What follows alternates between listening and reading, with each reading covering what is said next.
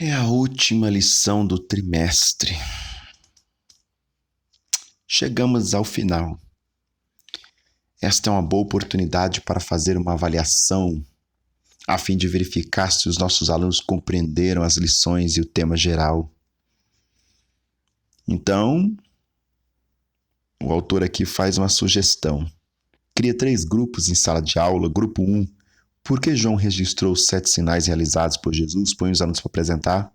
Grupo 2, qual o propósito desses sinais? E grupo 3, porque alguns sinais ainda estão escassos nos nossos dias. Boa temática. Hoje faremos a conclusão do nosso tema baseado no Evangelho de João, enfocando sua importância para a desconstrução de heresias e a solidificação na fé no Filho único de Deus. Chegamos ao final, gente. Chegamos. Oh, Jesus, que dor no coração. Gostei tanto dessa revista. O pastor Silas Queiroz, muito obrigado por nos abençoar com tamanho conhecimento, com tamanho texto relevante, com uma revista tão bonita, tão gostosa, tão edificante. Deus abençoe sua vida. Se você, por algum acidente de percurso, cair aqui nesse humilde canal, recebe desse humilde professor toda a nossa gratidão. E eu tenho certeza que eu não sou presunçoso em dizer que nós, professores, agora nos unimos nesse agradecimento. Nesse agradecimento, viu, pastor Silas Queiroz? Deus abençoe sua vida. Deus abençoe você. Não o conheço. Quem sabe um dia eu vou ter o prazer. Que homem inteligente, gente. É esse o tipo de pessoa que eu queria ter por perto. 13ª lição. Para que creiais que Jesus Cristo é o Filho de Deus. É a lição da Escola Bíblica Dominical. Texto áureo. Estes, porém, foram escritos para que creiais que Jesus é o Cristo, o Filho de Deus, e para que crendo tenhais vida em seu nome. João 20, 31. O resumo da lição: não será por evidências ou argumentos filosóficos que as pessoas serão salvas, mas pela pregação do Evangelho no poder do Espírito Santo. O texto bíblico da nossa lição. Antes eu queria falar dos objetivos. Tô chateado, gente. Tô numa deprê que você não tem noção. Acabou, gente. Acabou. Tá vendo que eu tô acertando o pé aqui toda hora no pedestal e balançando a câmera. Acabou. Essa lição tem 3 objetivos. Mostrar a incredulidade de Tomé, que é uma das coisas mais bonitas que eu acho na Escritura. Não, mas você acha bonita a incredulidade? Sim, ensina muito para nós. Diz muito para nós esse texto. Que lindo, gente. Explicar a incredulidade, que a incredulidade é um solo fértil para o surgimento de heresias e saber que a fé no Filho de Deus nos leva a ter uma vida eterna. Vamos lá, então? O texto bíblico está em João, capítulo 20, verso 26. Derrubei o microfone, gente. O professor tá tão chateado que tá até fazendo bagunça. Que isso, professor Daniel? Não faz assim, não. Né? Juro que eu tô chateado. Eu fico chateado quando eu gosto, gente. Vocês sabem disso. Quem me acompanha aqui no canal sabe. Quando é pra falar mal, meu filho, eu sento o pau mesmo com força. Eu não troco de roupa, não. Mas um texto bonito desse. Que lição, gente. Ó, marca aí, ó. Jesus, o Filho de Deus. As prerrogativas no Evangelho de João. Lições bíblicas. Primeiro trimestre de 2022. Lições bíblicas. Ô Senhor, que o Senhor há de dar mais inteligência ao pastor Silas para escrever mais coisa. João capítulo 20, verso 26 ao 31. Vamos lá, porque já estamos com 4 minutos, ainda não produzimos praticamente nada. O 26 ao 31, eu vou ler na Nova Almeida atualizada. Como sempre, né? Você já sabe. Não vou fazer muito away não, porque realmente eu tô #chateado.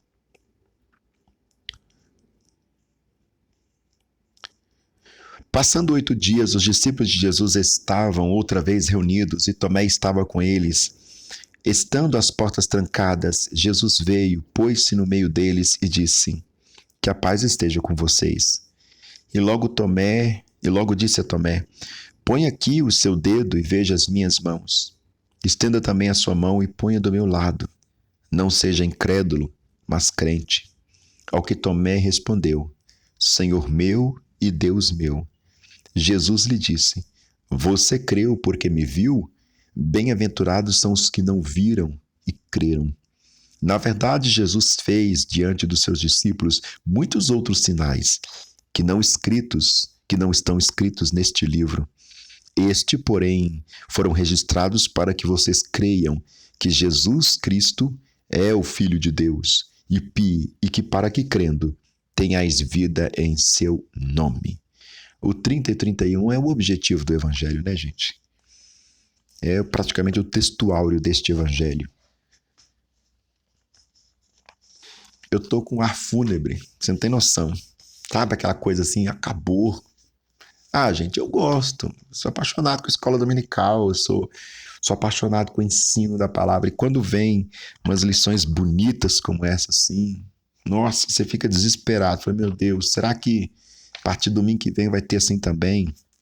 Isso é bonito demais, cara. Você tem noção. Como que eu senti satisfação em fazer? Eu não ia fazer esse ano as revistas dos jovens. Eu falei assim, nossa, tá dando muito trabalho fazer só dos adultos mesmo. Eu já tenho 41 anos.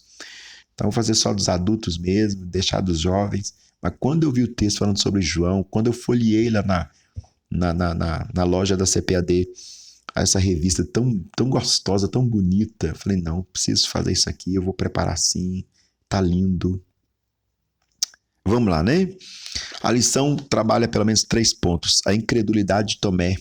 Eu posso fazer uma coisa com você? Nós estamos terminando. Coloca aqui embaixo um testemunho, alguma experiência que você viveu neste trimestre com relação a essa revista, com relação a essa temática, um aprendizado, uma coisa importante. Coloca aqui embaixo para a gente partilhar. Eu gostando de ouvir essas coisas, é tão gostoso, fortalece a fé da gente. A incredulidade de Tomé, a incredulidade às heresias e a fé no Filho de Deus. Vamos trabalhar essas três temáticas para a gente encerrar, né? Vamos lá, então.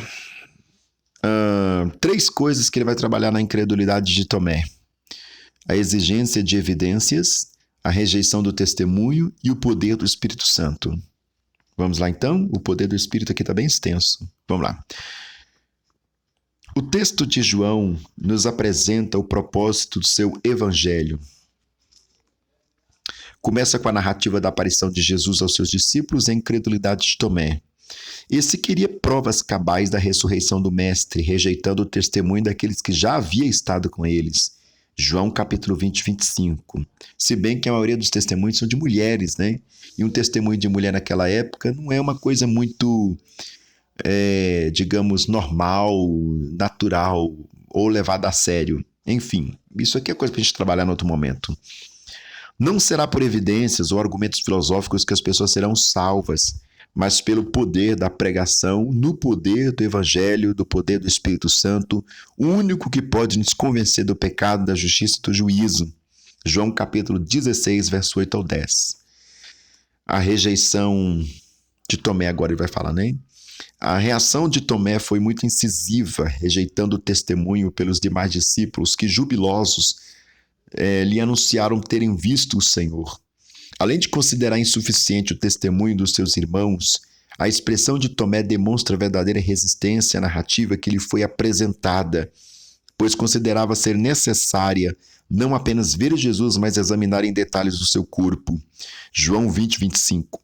Examine-se para crer na ressurreição, fosse necessário todo esse processo. Imagina, né?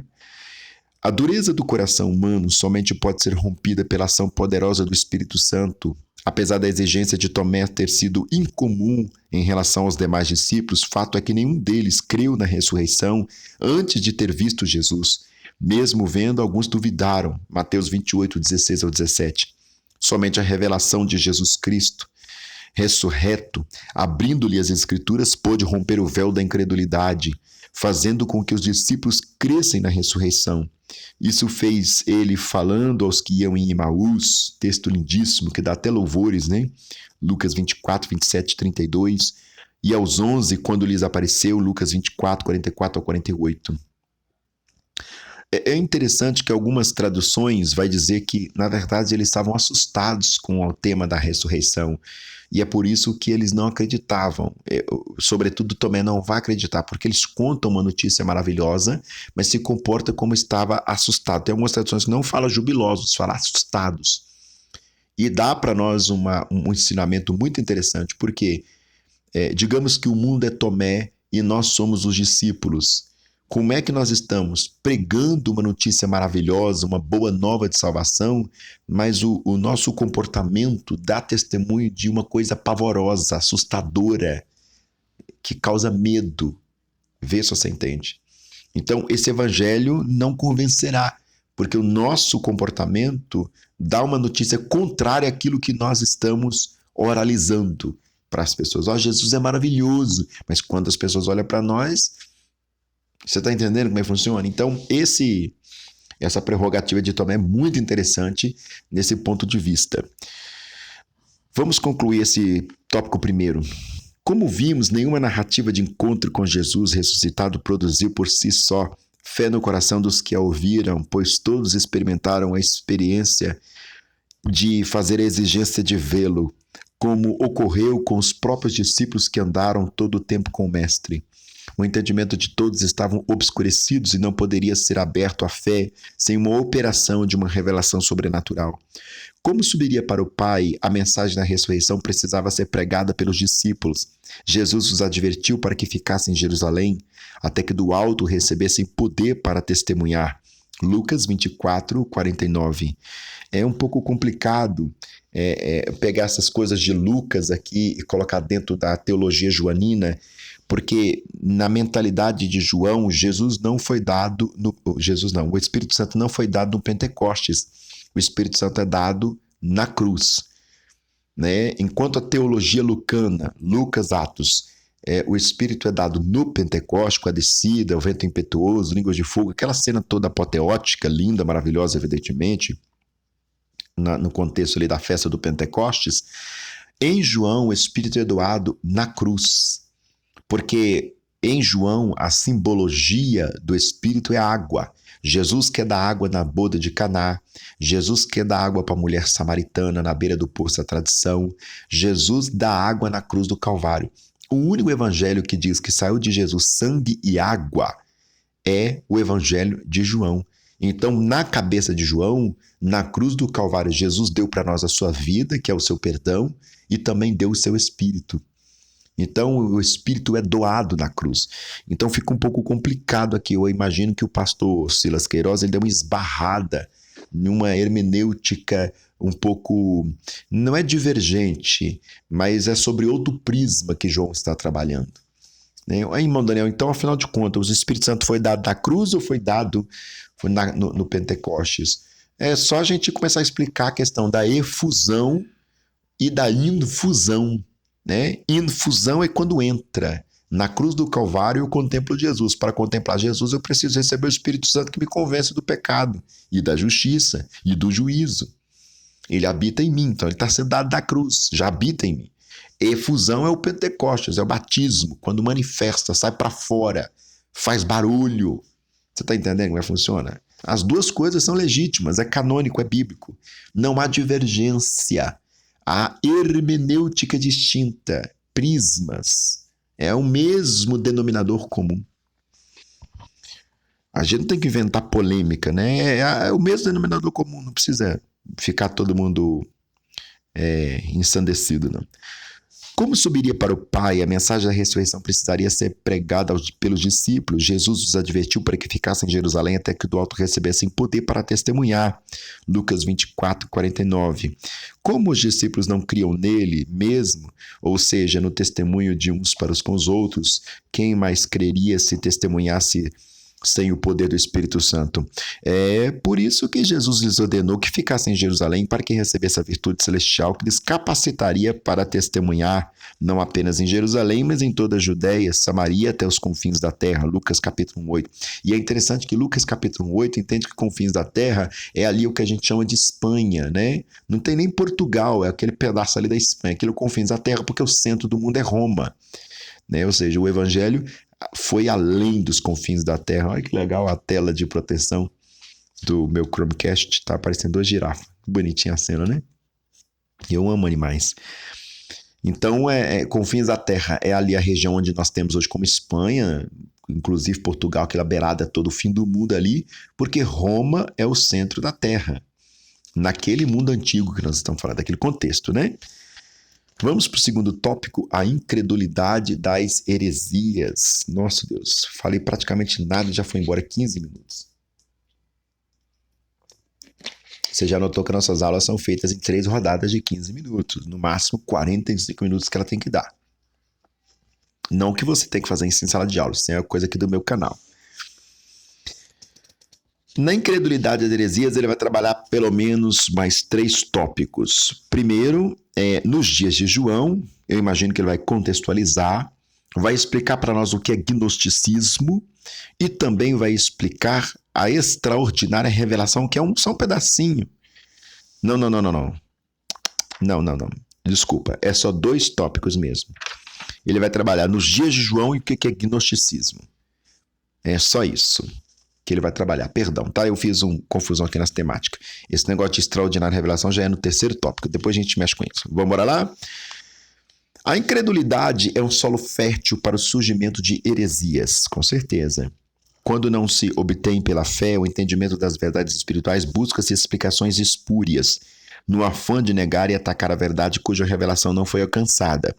Mas as primeiras décadas da igreja primitiva surgiram diversas heresias que visavam perturbar a fé cristã. Os apóstolos se puseram a refutar esses falsos ensinos, como lemos principalmente nos escritos de Paulo, de João, 1 Timóteo capítulo 1, 1 ao 5, 1 João 4, 1 ao 13. Nos dias do apostolado de João em Éfeso, entre 3 e 4 décadas após os sinóticos, surgiu a necessidade de combater o movimento herético altamente pernicioso que começava a florescer e que iria causar muitos males à fé cristã, especialmente até o 4º século, o chamado gnosticismo. E afinal de contas, o que é gnosticismo? Aí ele vai explicar aqui para nós. Os gnósticos interpretavam as escrituras sobre forte influência da filosofia, além de distorcer a palavra de Deus. Mais tarde produziriam diversos escritos apócrifos preparados para fundamentar suas crenças. Assim, o gnosticismo caracterizava-se como um movimento filosófico religioso de índole sincretista. Pregava a existência de um dualismo, situando o bem e o mal como 2 forças divinas e em constante oposição. O espírito seria perfeitamente bom enquanto a matéria terminantemente má, criada por um Deus imperfeito. É a questão do demiurgo, essas coisas todas, né? A salvação seria a libertação das amarras da matéria, do corpo, através da gnosis, um conhecimento especial elevado. Por isso, o gnosticismo era uma espécie de culto de mistérios. Para os gnósticos, esse Deus mau que criou a matéria seria o Deus do Antigo Testamento, que não seria o Deus supremo, mas apenas uma emanação imperfeita dele. Como é que pode sair imperfeição daquilo que é perfeito? Não faz sentido, né? Isso aqui que ele mexeu aqui foi bem pesado. Eu acredito que muita gente na escola bíblica dominical, na EBD, vai ter dificuldade. Quanto a Jesus, seria uma outra emanação divina, um iluminador enviado ao mundo, não em carne, mas em espírito, para trazer o conhecimento especial que seria necessário para a pretendida libertação do mundo material e suas imperfeições. Tem professor que vai passar mal aqui nesse pedacinho. Só ler, meu filho, deixa o aluno pesquisar. Né? Porque é jovem tem acesso, enfim, essas coisas. Então tem toda essa realidade. O Evangelho de João é escrito para rebater todos esses pressupostos colocados aqui pelos gnósticos. É uma briga, não tem nada de evangelho do amor, o discípulo do amor, tem nada disso, né? Ele vem sacudir a roseira mesmo e jogar toda a fruta podre no chão. É essa mentalidade, em suma, aqui, né? O propósito do evangelho. Como nós já dissemos, na verdade, Jesus fez sinais diante dos seus discípulos, fez muitos outros sinais, que não estão escritos neste livro, né? versículo 30 e 31 do capítulo 20 de João. Estes, porém, foram registrados para que vocês creiam que Jesus é o Cristo, o Filho de Deus, e para que, crendo, tenham vida em seu nome. A fé no Filho de Deus. Nós já terminamos a questão gnóstica, agora vamos entrar nessa realidade aqui. Nós combatemos o gnosticismo, agora vamos ver o que é fé no Filho de Deus. Vamos lá? Jesus é o Cristo, crê para ter vida eterna e extraordinária revelação. É só um pedacinho mesmo, é uma coluna praticamente que ele escreveu, e a gente vai aqui finalizar. O Jesus que havia sido visto e tocado era o Verbo que estava com Deus no princípio, revelado por Moisés em Gênesis 1:1. Mas que isto, naquele princípio, ele já era Deus, pré-existente, eterno, criador de todas as coisas. Por isso, João enfatiza que os seus escritos tinham como finalidade levar seus leitores a crerem que Jesus, o mestre da Galileia, é o Cristo, o Filho de Deus. Aí a gente entra aqui no crer para ter vida eterna. Jesus é o mesmo Deus no Antigo Testamento. É o eu sou, não é outro Deus. Não é uma planificação daqui. Não. Pelo amor de Deus, é o mesmo. Ontem, hoje e será eternamente. A fé perfeita em Jesus consiste na certeza de que ele é o Filho de Deus que se encarnou para redimir a humanidade perdida. Romanos 3, 23 e 25. A gente tem que trabalhar um pouco essa questão de pai e filho, né? O que é pai e filho? Será que é pai e filho do jeito que a gente entende? Eu sou filho do meu pai, né? Porque eu sou filho do meu pai, então eu sou gerado. Então tem que ter muito cuidado nessas colocações, porque pai e filho aqui não está falando necessariamente de geração, mas de relacionamento.